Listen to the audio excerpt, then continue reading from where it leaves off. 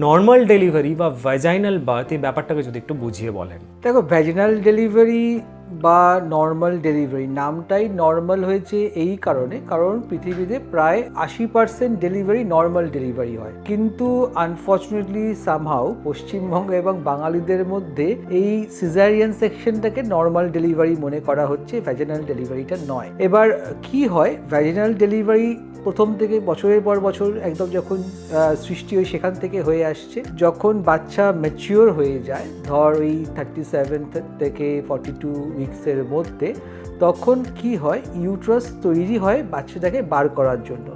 তো ইউট্রাসের কন্ট্রাকশনস আরম্ভ হয়, যেটা মায়েরা ব্যথা অনুভব করে।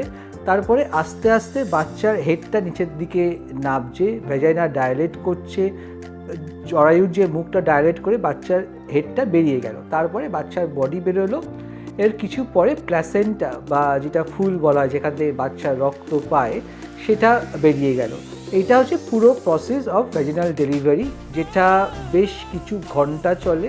এবং লোকে অনেকে ভাবে হিন্দি সিনেমা দেখে যে আমি এলাম, ব্যথা হলো, বাচ্চা বেরিয়ে গেলো, তারপরেই ডাক্তার বেরিয়ে বলছে কনগ্রাচুলেশনস আপকা লড়কা কে লড়কি হুই है। এরকম কিন্তু একদম নয়। তো এটাই হচ্ছে নর্মাল ডেলিভারি, যেটা আমাদের মা ঠাকুমা সবাইকার হয়ে এসছে, কিন্তু দুর্ভাগ্যবশত এখন আমাদের এই প্রজন্মে বাঙালিদের মধ্যে বিশেষ করে কমে আসছে।